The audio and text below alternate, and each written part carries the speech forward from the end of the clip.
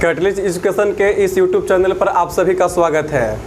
मैं हूं रोशन सिंह। आज की क्लास में जो हम प्रारंभ करेंगे इकोनॉमिक्स, और इकोनॉमिक्स में एक टॉपिक इम्पोर्टेंट प्रारंभ करेंगे। वो टॉपिक आपका होगा बेरोजगारी।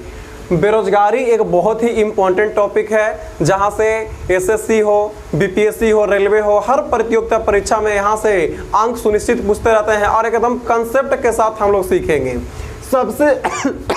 सबसे पहले हम लोग जाने बेरोजगारी कहते किसको हैं।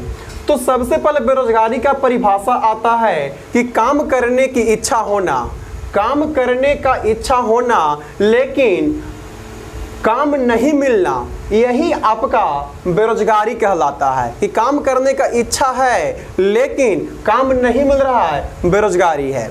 दूसरी बात देखते हैं कि योग्यता के अनुसार, क्वालिफिकेशन, योग्यता के अनुसार भी अगर काम नहीं मिलेगा तो उसको हम क्या बोलेंगे? बेरोजगारी बोलेंगे। जैसे मान लिया जाए कि कोई विद्यार्थी है, वो पढ़ लिया और पढ़ लिख कर पीएचडी कर लिया, और पीएचडी करने के बाद काम ढूंढना शुरू कर दिया, और काम ढूंढने के लिए बोला कि हमको काम दिया जाए। तो इसको कोई व्यक्ति बोल रहा तुम बैठकर चिनिया बादाम बेचो, तो बोलो पीएचडी किया चिनिया बादाम बेचने के लिए? नहीं। तो बोलो इस कंडीशन में बेरोजगार हुआ कि नहीं हुआ? बेरोजगार हुआ। अगर आप बीए कर लिए हैं, बीएससी कर लिए हैं, या बहुत बढ़िया डिग्री ले लिए, और आपको कहेंगे कि बैठ के साइकिल के पंचर बनाइए, आप नहीं बनाइएगा, आप बेरोजगार हैं। क्यों? क्योंकि आपको योग्यता के अनुसार काम नहीं मिला। तो योग्यता के अनुसार काम नहीं मिलना, या काम करने का इच्छा होना और काम नहीं मिलना, ये सब आंकड़ा आता है किसमें? बेरोजगारी में आता है। बेरोजगारी का जो परिभाषा है, बेरोजगारी का जो परिभाषा है, यह परिभाषा योजना आयोग के द्वारा दिया गया। योजना आयोग, आपको हम टॉपिक आगे पढ़ाएंगे।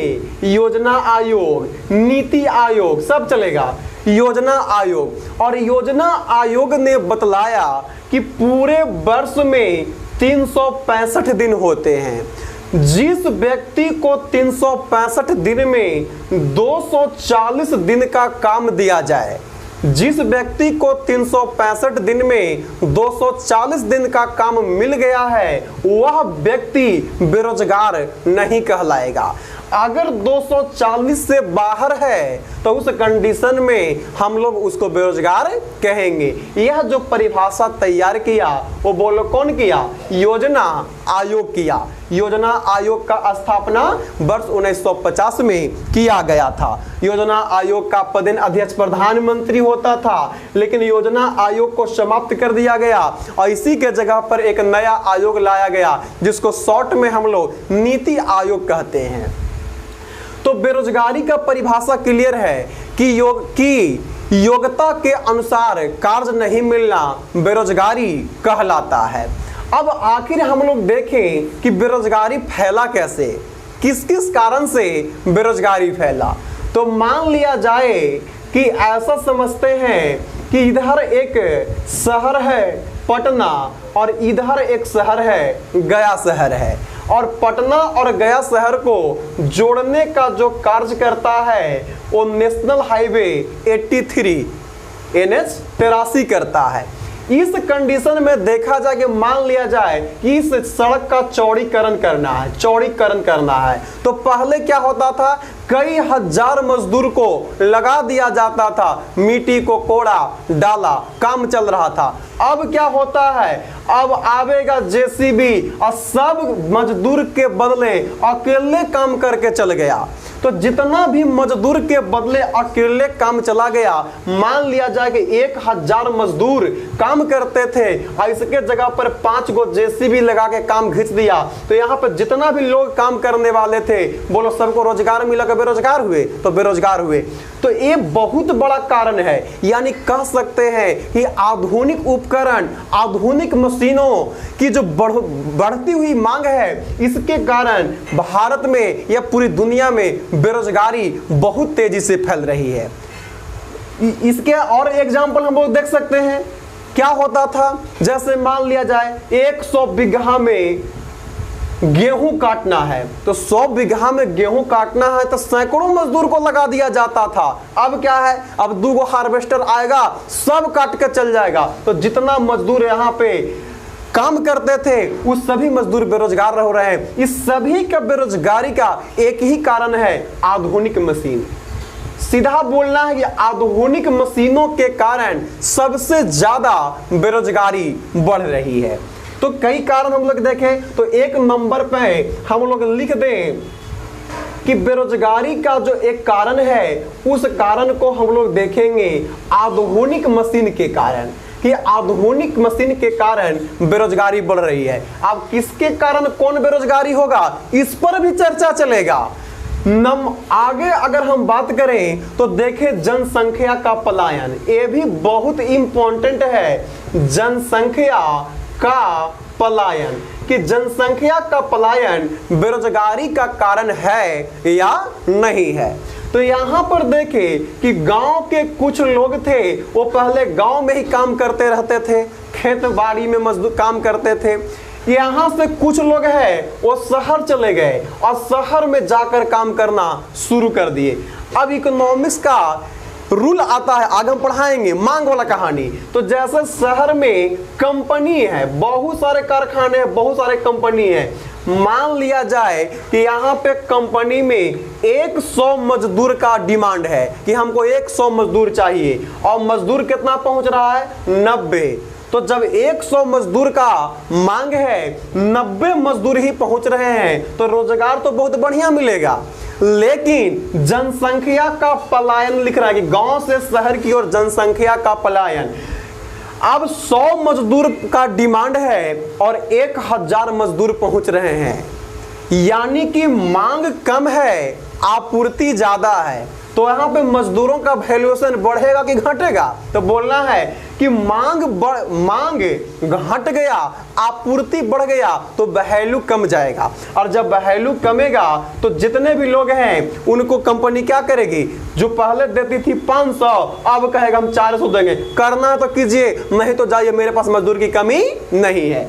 लेकिन अभी जो आप देख रहे हैं कोरोना महामारी एक बहुत बड़ा एग्जाम्पल बन जाएगा कुछ समय के बाद। जितने भी दिल्ली में, महाराष्ट्र में, गुजरात में, मध्य प्रदेश में या बाहर में जितने भी मजदूर काम करते थे, खास करके बिहार की बात करेंगे कि बिहार में जितने भी मजदूर हैं वो बिहार में उनका रोजगार की बहुत कमी है, बाहर काम करते हैं। अब वो पैदल चल आए दिल्ली से, देखे कि बिहार तक पैदल से सफर कर लिए, या महाराष्ट्र है वहीं से चल दिए, किसी तरह अपने बिहार पहुंच गए। अब बिहार से जाना पसंद नहीं करेंगे, सीधे कहते हैं नून रोटी खाएंगे, बिहार से नहीं बाहर जाएंगे। तो वो बिहार से बाहर जाना नहीं पसंद करेंगे। अब वहां पे 100 मजदूर का डिमांड होगा और 10 ही मजदूर पहुंचेंगे या 50 मजदूर पहुंचेंगे। तो इस कंडीशन में कंपनी को बहुत नुकसान होगा। आप देखे होंगे न्यूज चैनल पर, आप पढ़े होंगे अखबार पर कि कर्नाटक सरकार ने रोक लगा दी थी कि बिहारी को जाने नहीं देंगे, क्योंकि कर्नाटक सरकार को पता था कि बिहार और यूपी वाले अगर हमारे कर्नाटक को छोड़कर चले जाएंगे, हमारे पास सैकड़ों कंपनियां बंद हो जाएगी। जब बंद हो जाएगी तो राज्य के अंतर्गत जो जीडीपी है उसका भी दर बढ़ेगा कि घटेगा। तो अगर भारत में जितने भी कंपनियां चल रही हैं वहां पे सबसे ज्यादा जो मजदूर काम करते हैं वो बिहार से, यूपी से, झारखंड से काम करते हैं, बंगाल से काम करते हैं और सभी के सभी अपने गांव की ओर पलायन कर रहे हैं। वो गांव में आने के बाद बोलते हैं हम यहीं पे खेती कर लेंगे, यहीं सब्जी उपजा लेंगे, पान की दुकान दे लेंगे, लेकिन बाहर नहीं जाएंगे। तो इस कंडीशन में हम लोग खूब बढ़िया इस बात को सीख लिए कि जनसंख्या का पलायन बहुत ज्यादा कर गया तो बेरोजगारी बढ़ गया। लेकिन यही जनसंख्या जब जाना बंद करेगा तो वहां पे मजदूरों का डिमांड बढ़ेगा लेकिन आपूर्ति घटेगा। जब मांग बढ़ गया, आपूर्ति घट गया तो उस समय मजदूर का वैल्यूएशन बढ़ेगा। जो कहेगा कंपनी कि हम 5000 रुपया देंगे, काम कीजिए, मजदूर कहेगा 7000 देना है तो दीजिए, नहीं तो हमको भी कंपनी का कमी नहीं है। क्योंकि दिन सबका पलट रहा है, बात को पूरा बढ़िया समझना है, दिन सबका पलट रहा है। तो जनसंख्या का पलायन भी बेरोजगारी का सबसे बड़ा कारण बना।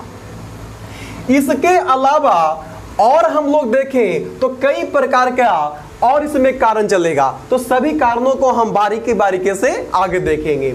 सबसे बड़ा कंडीशन है कि भारत में बेरोजगारों का जो सूची है, भारत में बेरोजगारों का जो आंकड़ा है वो कौन तैयार करता है, तो उस संगठन का नाम है NSSO। NSSO यही एक संगठन है जो भारत में बेरोजगारों का सूची तैयार करता है। अब इसको पूरा नाम देखें तो N का जो मतलब होगा वो नेशनल होगा, एस का जो मतलब होगा सर्वे होगा, national survey, sorry national sample survey organisation. यही नेशनल सैंपल सर्वे ऑर्गेनाइजेशन एक संगठन है। यही संगठन भारत में बेरोजगारों का सूची तैयार करता है। अब नेशनल, तो नेशनल को हिंदी में राष्ट्रीय कहेंगे। सैंपल, तो सैंपल को, सॉरी नेशनल को हिंदी में राष्ट्रीय कहेंगे, सैंपल को नमूना कहेंगे। सर्वे, तो सर्वे का मतलब सर्वेक्षण, और ऑर्गेनाइजेशन इसका मतलब क्या होगा, आयोग होगा, राष्ट्रीय नमूना सर्वेक्षण आयोग। यही एक संगठन है जो भारत में बेरोजगारों का सूची तैयार करता है। NSSO का स्थापना जो किया गया था वो किया गया था वर्ष 1950 में, और NSSO का जो मुख्यालय है वो कहाँ है, दिल्ली में है।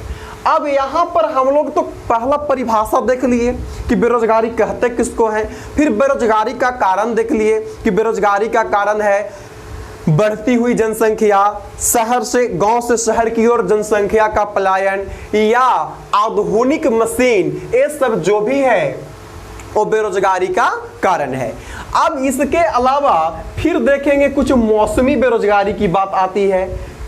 अगर मौसम जैसे धान रोपने का सीजन आ गया या गेहूं का है, यानी कृषि क्षेत्र में मौसम के अनुसार योजना आयोग बोला है कि कृषि क्षेत्र में मौसम के अनुसार अगर सभी व्यक्ति को श्रम मिलता है, काम मिलता है, तो वो भी बेरोजगार नहीं है, वो भी बेरोजगार नहीं है। अगर आपसे पूछा जाए कि भारत में, अभी वर्तमान की बात करें, भारत में सबसे ज्यादा बेरोजगारी दर कहां है, तो अगर दर की बात करेंगे तो सबसे ज्यादा जो बेरोजगारी दर भारत में आगे हो गया वो आपका एक राज्य है, उस राज्य का नाम है सिक्किम। बिहार नहीं बोल देना, ये नहीं कि कुछों में पीछे है तो जी बिहार, क्योंकि बिहार इतना भी पीछे नहीं है। सबसे ज्यादा IAS और IPS देने वाला यूपी के बाद बिहार का स्थान है, इसलिए बिहार भी को पीछे नहीं मानना है। सिक्किम जो है बेरोजगारी दर में सबसे आगे चला गया, और सबसे कम अगर बेरोजगारी है तो एक भारत का राज्य है, उस राज्य का नाम है छत्तीसगढ़। छत्तीसगढ़ एक भारतीय राज्य है जहां पे बेरोजगारी दर कम गया, लेकिन छत्तीसगढ़ एक बात का और इंपॉर्टेंट है, सबसे ज्यादा गरीबी रेखा के नीचे जीवन यापन कहां लोग करते हैं, छत्तीसगढ़ में। लेकिन बेरोजगारी की मामला की बात करें तो छत्तीसगढ़ आगे है कि पीछे, तो ये पीछे है। यहाँ बहुत कम बेरोजगारी है, लेकिन सबसे ज्यादा बेरोजगारी कहां है, सिक्किम में है। अब यहाँ पर हम लोग खूब बढ़िया से देखेंगे कि बेरोजगारी का प्रकार, कि बेरोजगारी कितने प्रकार का होता है।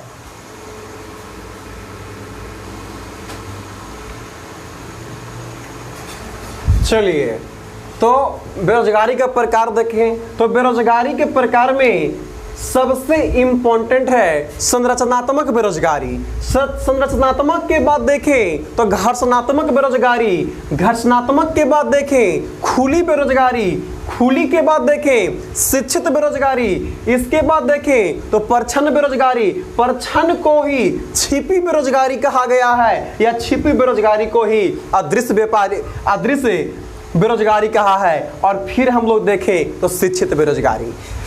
कहानी हम सब बता चुके हैं, तो यहां पर देखेंगे आधुनिक मशीन के कारण, जो JCB के कहानी बताए थे, गेहूं काटने का काम बताए थे कि हार्वेस्टर से गेहूं की कटाई कर दी जाती है, यानी कि जितना भी आधुनिक मशीन से काम हो रहा है। और आधुनिक मशीनों के कारण जो उत्पन्न बेरोजगारी होता है, उस बेरोजगारी को हम लोग संरचनात्मक बेरोजगारी कहते हैं। और संरचनात्मक बेरोजगारी है वो भारत में सबसे ज्यादा है।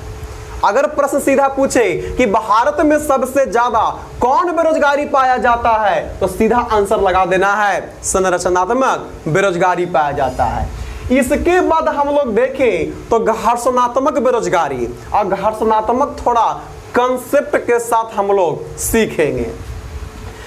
यहां पर कहता है कि बाजार की स्थिति बहुत इंपॉर्टेंट है। बाजार की स्थिति, कि बाजार की स्थिति यानी बाजार का क्या कंडीशन है, उस कंडीशन पर डिपेंड करता है। इसका एकदम बढ़िया एग्जांपल यही जो वैश्विक महामारी है, कोरोना महामारी है, ये बहुत बढ़िया उदाहरण बन जाएगा। अब जैसे मान लिया जाए कि व्यक्ति के पास पैसा नहीं रहेगा, जनता के पास पैसा नहीं रहेगा, तो बोलिए सामान खरीदेगा कि नहीं? तो बोला नहीं। अरे पैकेट में पैसा है तो आपके पास योजना बनेगा, और जब पैकेट में पैसा नहीं रहेगा तो आपका योजना नहीं बनेगा। तो जब जनता के पास पैसा की कमी होता है तो वस्तु का जो मांग है, मांग में भी कमी आता है। पैसा नहीं है तो मांग कमी आएगा, और जब मांग में कमी आएगा तो जितना भी कारखाना है, जितना भी कंपनी है, उसका जो भी सेलिंग प्रोडक्ट है, जो तब बेचने वाला प्रोडक्ट है, वो भी कम बिकता है। और जब कम बिकता है तो कंपनी के पास पैसा नहीं आता है, तो अपने कुछ कर्मचारियों को निकालने का काम करता है। वैसे बेरोजगारी को घर्षणात्मक बेरोजगारी कहेंगे।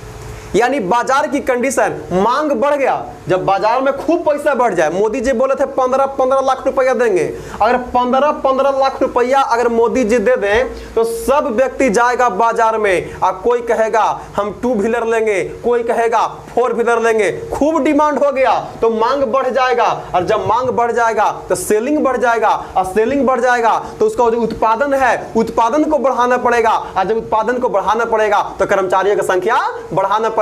यानी उस कंडीशन में देखें कि बेरोजगारी दर बढ़ेगा कि घटेगा, तो उस कंडीशन में बेरोजगारी दर घटेगा। क्योंकि बाजार में डिमांड है तो कंपनी में बनेगा, और जब कंपनी में बनेगा तो कर्मचारियों का मांग भी होगा। तो यहां पर देखें कि बाजार की कंडीशन में उत्पन्न बेरोजगारी को क्या कहेंगे? घर्षणात्मक बेरोजगारी।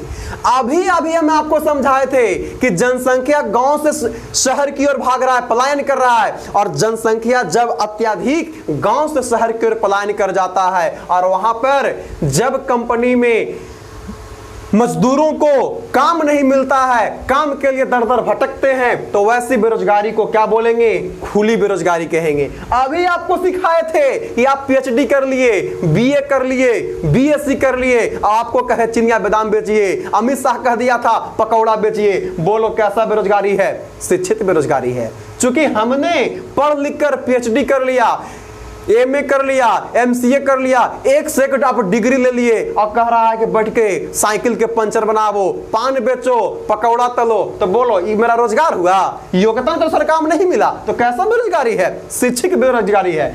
अगला है प्रच्छन्न है, छिपी है, अदृश्य है। इसको समझते हैं तो ये कहता है कि काम किया जाए, काम किया जाए लेकिन उत्पादन शून्य हो जाए, काम किया जाए उत्पादन शून्य हो जाए, तो ऐसे बेरोजगारी को प्रच्छन्न भी कहते हैं, उसी को छिपी बेरोजगारी कहते हैं, और उसी को अदृश्य बेरोजगारी कहते हैं। और इस प्रकार का जो बेरोजगारी है एक ही क्षेत्र में देखने को मिलता है, और उस क्षेत्र को क्या कहते हैं? कृषि। सीधा प्रश्न आएगा कि प्रच्छन्न बेरोजगारी किस सेक्टर में, किस क्षेत्र में पाई जाती है? आंसर मारना है जी कृषि क्षेत्र में। बोलो कंसेप्ट क्लियर है?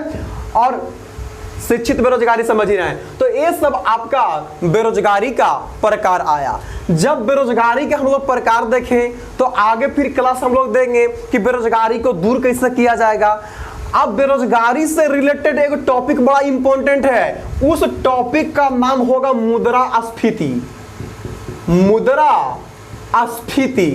और जखनी मुद्रास्फीति से क्वेश्चन आता है, पक्का क्वेश्चन आता है, और क्वेश्चन आ गया तो वो भी चैलेंज है।